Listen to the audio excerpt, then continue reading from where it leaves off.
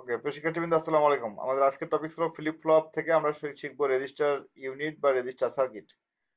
তবে flip flop হচ্ছে মূলত একটা মেমোরি এলিমেন্ট। আমি যদি বলি যে মানবদেহের অসংখ্য কোষ থাকে, এই কোষের আহ, আবার ক্ষুদ্র ক্ষুদ্র এলিমেন্ট আছে। তাহলে মানবদেহের গাঠনিক এককটা হচ্ছে কোষ। তো সিমিলারলি মেমোরি তৈরির ক্ষেত্রে তার গাঠনিক একক বা গাঠনিক উপাদানটা হচ্ছে মূলত flip flop circuit. Flip flop সার্কিটের বর্ণনার পূর্বে আমরা কয়েকটা ফিগার দেখে আসি। এখানে যে ফিগারটা দেখতে পাচ্ছ এই ফিগারটা মূলত হচ্ছে একটা মেমোরি। আমি যদি বলি এসএসডি বা সলিড স্টেট ড্রাইভ, এগুলো তো সবগুলাই তৈরি করা হয় তোমার ফ্লিপ ফ্লপ দিয়ে। অর্থাৎ এটা এক ধরনের রেজিস্টার সার্কিট যদি আমি বলতে চাই, সেক্ষেত্রে রেজিস্টার সার্কিটের মধ্যেও ফ্লিপ ফ্লপের ব্যবহার আছে। এখন ফ্লিপ ফ্লপ গুলো আবার কি দিয়ে তৈরি হয়? ফ্লিপ ফ্লপ গুলো তৈরি হবে ট্রানজিস্টর দিয়ে, তারপরে রেজিস্টর দিয়ে। আর রেজিস্টার তৈরি করা হয় কি দিয়ে? এগুলো তৈরি করা হবে সিলিকন এবং জার্মেনিয়াম, যেগুলো আগে ব্যাখ্যা করেছিলাম। সিলিকন, জার্মেনিয়াম, গ্যালিয়াম, আর্সেনিক, এগুলো বিভিন্ন ভাবে ডোপিং করে পি টাইপ ম্যাটেরিয়াল এবং এন টাইপ ম্যাটেরিয়াল গুলো তৈরি করা হয়। এখানে যে বস্তুগুলো দেখতে পাচ্ছ সবগুলাই কিন্তু তৈরি করা হচ্ছে মূলত ট্রানজিস্টর দিয়ে। এখন প্রশ্ন হচ্ছে যে ফ্লিপ ফ্লপ আসলে কিভাবে মেমোরি হিসেবে কাজ করে। ফ্লিপ শব্দের অর্থ হচ্ছে মেমোরিতে ডেটা লোড হওয়া, আর ফ্লপ মানে হচ্ছে মেমোরি থেকে ডেটা বের হয়ে আসা। তাহলে এই ফ্লিপ ফ্লপ, এই যে দুইটা শব্দ, ফ্লিপ আর ফ্লপ, ফ্লিপ মানে হচ্ছে ডেটা ইন, ফ্লপ মানে ডেটা আউট। এই দুইটা মনে রাখো। ফ্লিপ মানে কি বললাম? data in, আর ফ্লপ মানে data out. Data out. মেমোরির মধ্যে মূলত এই কাজগুলো হয়ে থাকে, ডেটা ইন এবং আউট হয়ে থাকে।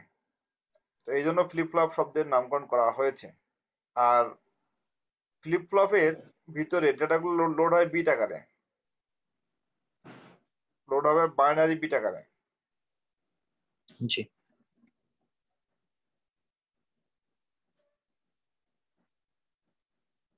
ঠিক আছে? বাইনারি বিট আকারে ডেটা লোড হয় ফ্লিপ ফ্লপের মধ্যে। তাহলে ফ্লিপ ফ্লপের ভিতরে মূলত দুইটা আছে স্টেট, একটা হলো জিরো, একটা ওয়ান। কয়টা অবস্থাতে ফ্লিপ ফ্লপের? ফ্লিপ ফ্লপের কয়টা অবস্থা বলো তো? দুইটা। দুইটা। কি কি? জিরো আর ওয়ান। ওয়ান। এই জিরো আর ওয়ান এর ভিতরে বারবার মান পরিবর্তন হয়। সবসময় যে জিরো আর ওয়ান প্যাটার্নটা একরকম থাকবে এমন না। জিরো আর ওয়ান এর বিভিন্ন ধরনের প্যাটার্ন তৈরি হয়, তার মানে এই মানটা সবসময় ফিক্সড থাকে না। এই ফিক্সড থাকে না, এই কারণেই ফ্লিপ ফ্লপকে বলা হয় মাল্টি ভাইব্রেটর।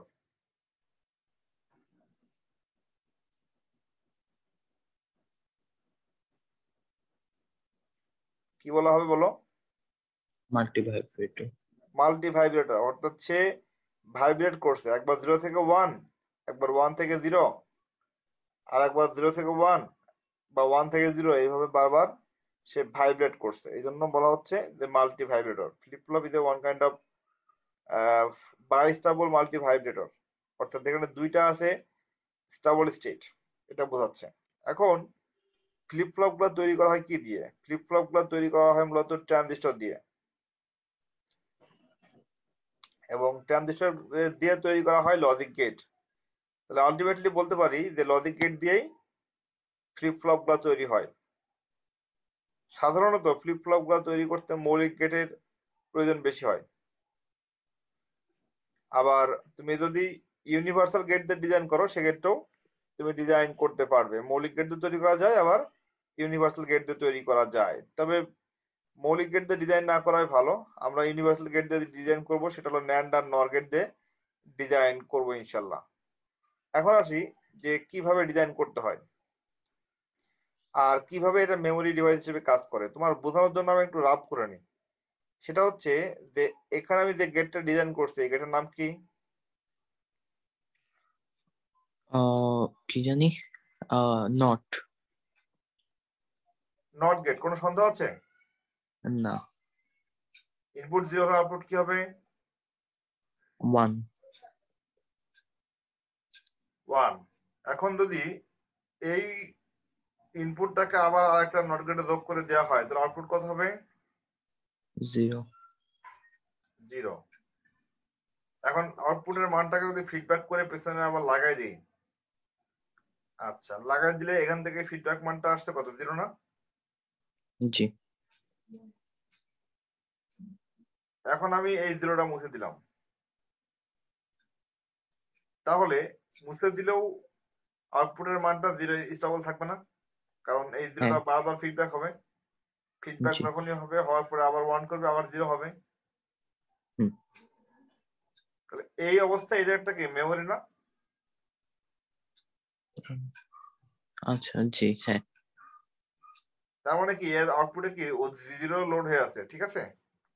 হুম তাহলে মেমোরি স্টেটটা কি? মেমোরি স্টেটটা বলতে একটা কন্ডিশনে পৌঁছে দেওয়া যেখানে ডেটাগুলা মেমোরিতে একদম ফিক্সড হয়ে আছে, এটাকে বলা স্টেবল স্টেট।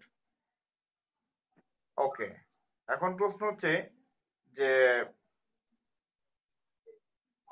এই যে মেমোরি ক্ষেত্রে যে বিষয়গুলা ঘটে থাকে সেখানে হচ্ছে ইনপুটের নিয়ন্ত্রণ ব্যবস্থা থাকতে হবে। ইনপুটের ক্লকের মাধ্যমে নিয়ন্ত্রণ ব্যবস্থা থাকতে হবে, তাহলে সেই সার্কিটটা ইফেক্টিভ হবে। তো এখানে যেহেতু ইনপুটে কোনো নিয়ন্ত্রণ ব্যবস্থা নাই, অর্থাৎ কোনো ক্লক সার্কিট নাই, সাধারণত ক্লক সার্কিট দিয়ে কোনোটা ফ্লিপ ফ্লপকে নিয়ন্ত্রণ করা হয়, ঠিক আছে? তো এখানে যেহেতু হুম, কোনো নিয়ন্ত্রণ ব্যবস্থা নাই, তার মানে হচ্ছে যে এইটা আমরা মেমোরি হিসেবে নিতে পারবো না। এটা জাস্ট আমি বোঝানোর জন্য জাস্ট লিখেছি, কিন্তু আসলে যেখানে আসলে নিয়ন্ত্রণ ব্যবস্থা আছে, যেখানে ফিডব্যাক ভ্যালুগুলো দেওয়া খুব সহজেই ফিডব্যাক ভ্যালুগুলো দেওয়া যায়, সেই সব ক্ষেত্রে আমরা তোমার ফ্লিপ ফ্লপ গুলো ব্যবহার করি। এখন আসি ফ্লিপ ফ্লপের ক্ষেত্রে আমরা একটা সার্কিট তৈরি করব, তার নাম ল্যাচ সার্কিট, LATCH, ল্যাচ বর্তনী।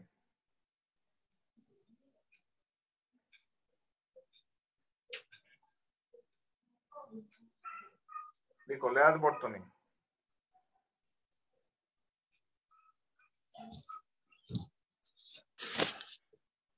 লিখছো, ল্যাচ বর্তনী। জি দেখো ল্যাচ কি জিনিস? ল্যাচ শব্দের খাঁটি বাংলা অর্থ হচ্ছে খিড়কি।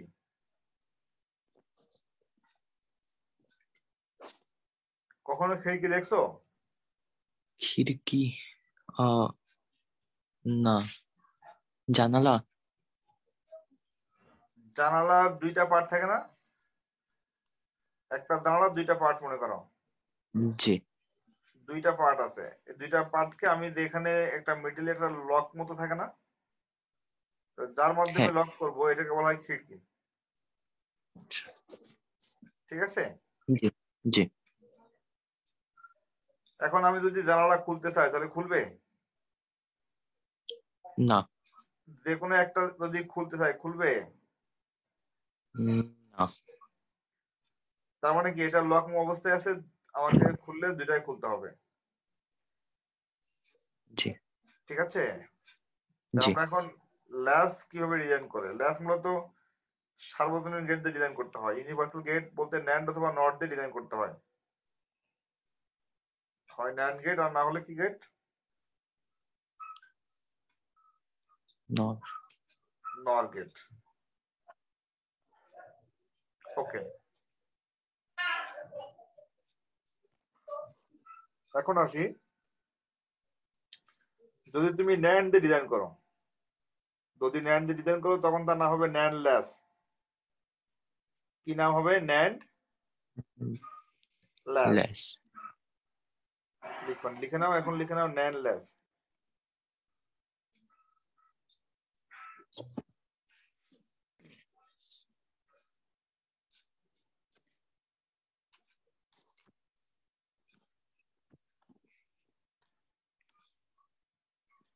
আমরা পড়েছি সার্বজনীন গেট কয়টা?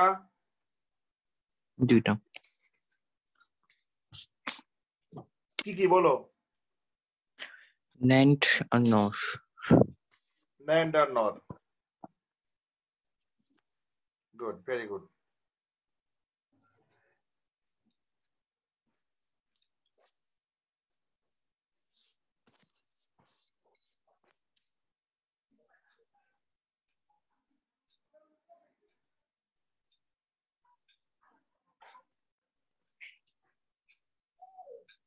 এখানে কয়টা ন্যান্ড গেট? দুইটা। দুইটা। প্রত্যেকটা ন্যান্ডের ইনপুট কয়টা করে দেওয়া আছে? দুইটা। আর প্রত্যেকটা লজিক গেটের আউটপুট কয়টা হয়? একটা। ওকে। এখন তুমি কল্পনা করো যে একটা জানালার দুইটা পার্ট, এই দুইটা পার্টকে আমি লক করে দেব।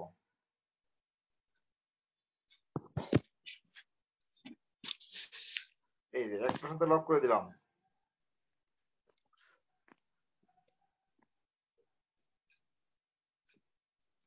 ক্লিয়ার? এতটুকু বুঝতে পারছো? হুম, ক্লিয়ার? জি। তাহলে এটাকে বলা হয় ক্রস কাপলিং।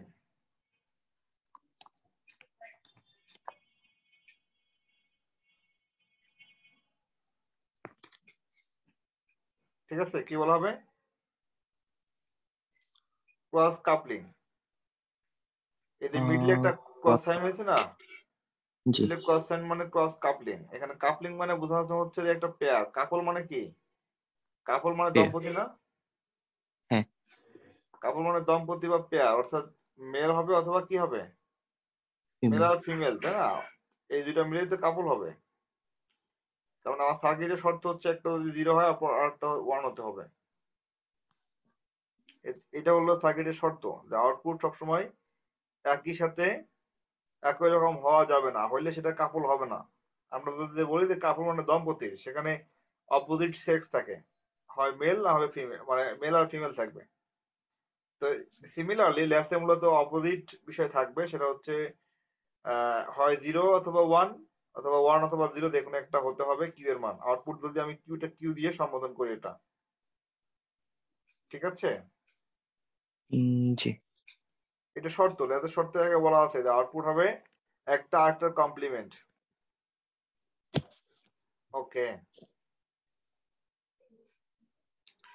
এখন দেখো ইনপুটে লিখেছি এস আর আর, মানে এর নাম হচ্ছে এস আর ল্যাস।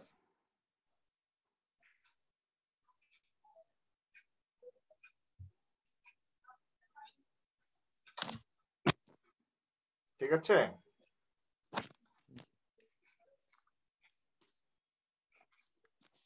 এতটুকু বুঝতে পারছো?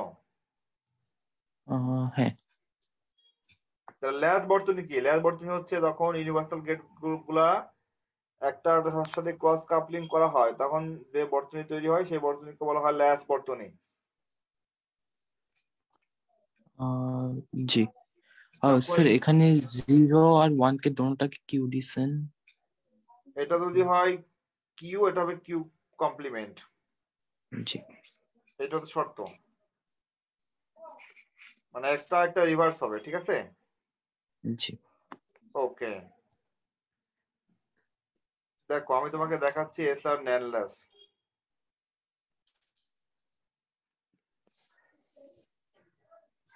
এস আর ল্যাস।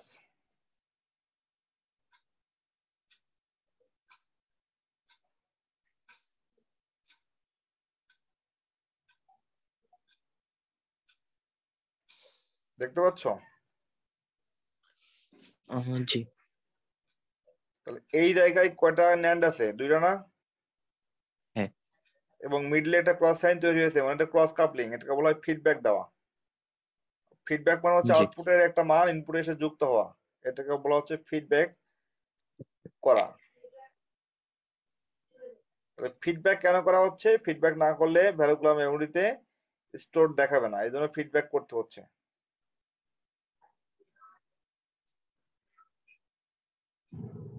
বোঝা গেল? জি। এখন আসি এটা সত্য সারণী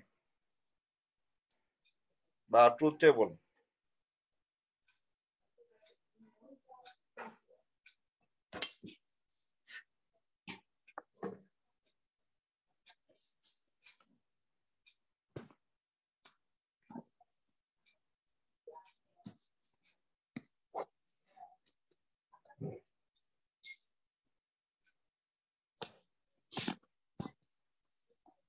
ওকে। ইনপুট কয়টা, আউটপুট কয়টা? ইনপুট দুইটা আউটপুট দুইটা।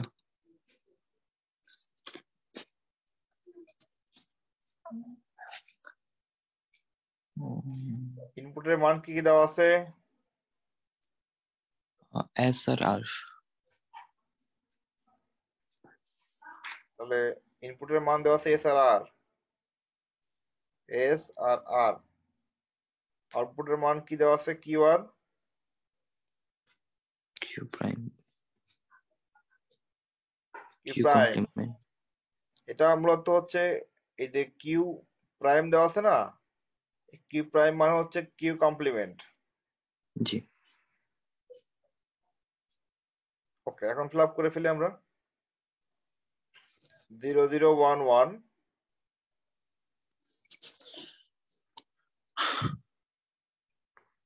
একটা ঘর এক্সট্রা লাগবে আমার।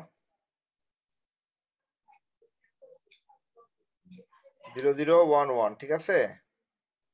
জি। এতটুকু বুঝতে পারছো? হ্যাঁ।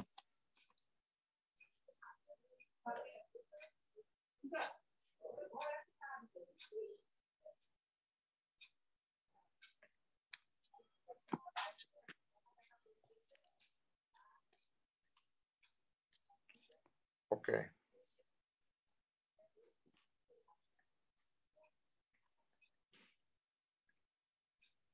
আর এখানে হবে 0 1 জিরো। 0 1।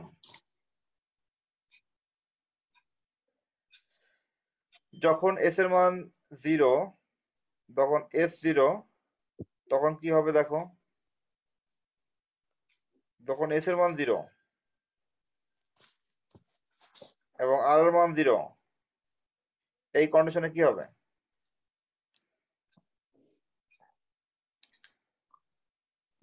আচ্ছা, আমাদের এখান থেকে ফিডব্যাক যাচ্ছে কোনটা? Q prime. তাহলে কিউ প্রাইম। তাহলে যদি NAND এর ইনপুটে 0 আর কিউ প্রাইম যায়, তাহলে আউটপুটটা হবে 0 ইন্টু কিউ প্রাইম তার উপরে প্রাইম, ঠিক আছে? হ্যাঁ। তাহলে এটাকে করলে হবে 1। তার মানে হচ্ছে জি। কিউ হলো 1। এখন কিউ এর যে মানটা আছে এই মানটা ফিডব্যাক হবে এখানে। কিউ এর মানটা ফিডব্যাক হচ্ছে 1, আর এই জায়গায় নিচে আসছে হলো 0। 0 আর 1 কে যদি তুমি NAND এর ইনপুটে যোগ করে দাও, তাহলে আউটপুট কি হবে?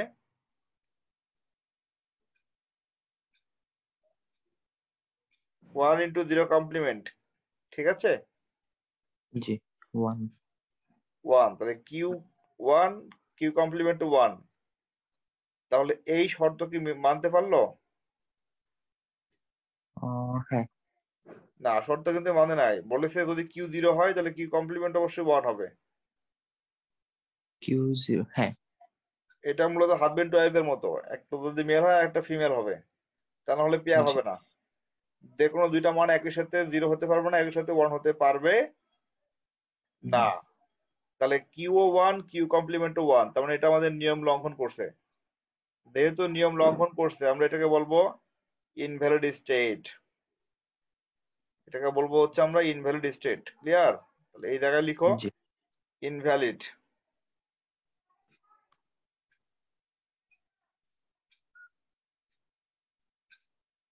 ঠিক আছে? জি। যখন S0 R1 তখন কত হবে? জিরো আর 1।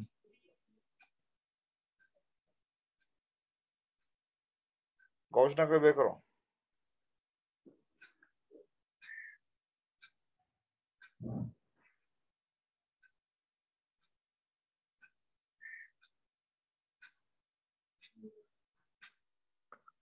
স্যার 1। কোনটা 1 হবে? স্যার দোনোটাই 1 হবে, কিউ 1 হবে, কিউ। কেন এই 1টা ফিডব্যাক হবে না আবার এখানে এসে? জি। তাহলে এই 1 আর নিচে কত? আচ্ছা, 1 ইন্টু 1 কমপ্লিমেন্ট, তাহলে হ্যাঁ, 0। 0 হবে। তার মানে হ্যাঁ। 0 1 এ হচ্ছে 1 0। ক্লিয়ার? 1 0। জি স্যার। যখন 1 0 দিবা তখন কি হবে? S এর মান 0 আর এর মান 1। তখন কিউ হবে 0 আর কিউ কমপ্লিমেন্ট হবে 1। ওকে, আর তখন বোথ ইনপুট 1, এটা ইনভ্যালিড হবে। শিওর? জি। ইনভ্যালিড হবে? আচ্ছা, একটু 1 1।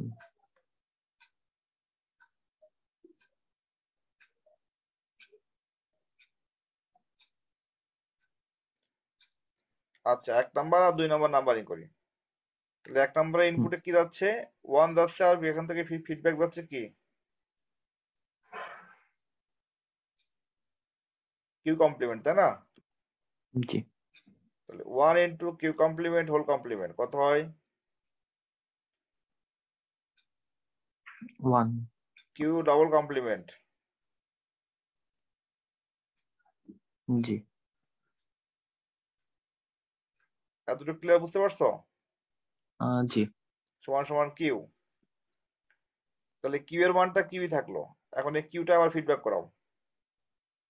কিউটা ফিডব্যাক করাও, তাহলে হচ্ছে 1 ইন্টু কিউ তার কমপ্লিমেন্ট সমান সমান কিউ কমপ্লিমেন্ট। তার মানে আমার সার্কিটে যে সূত্র দেওয়া ছিল যে যদি কিউ কমপ্লিমেন্ট 1 হয় সেক্ষেত্রে কিউ হবে 0। তো এখানে আমরা দেখলাম যে ভ্যালুগুলা কোনো পরিবর্তন হয়নি, অর্থাৎ যেটা আগে ছিল কিউ সেটাও পরে কিউ আছে, যেটা আগে ছিল কিউ কমপ্লিমেন্ট সেটাও পরে কিউ কিউ কমপ্লিমেন্ট আছে। কমপ্লিমেন্ট। তাহলে আমরা এখন লিখবো এটা আনচেঞ্জড, অর্থাৎ এটা আমরা লিখবো এটা আনচেঞ্জড। ঠিক আছে?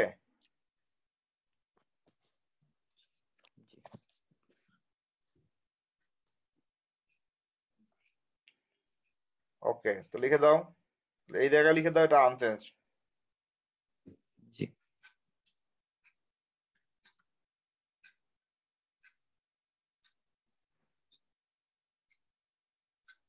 ওকে, জি। তাহলে এটা হচ্ছে সত্যক সারণী কার? এসআরলেস এর। কার?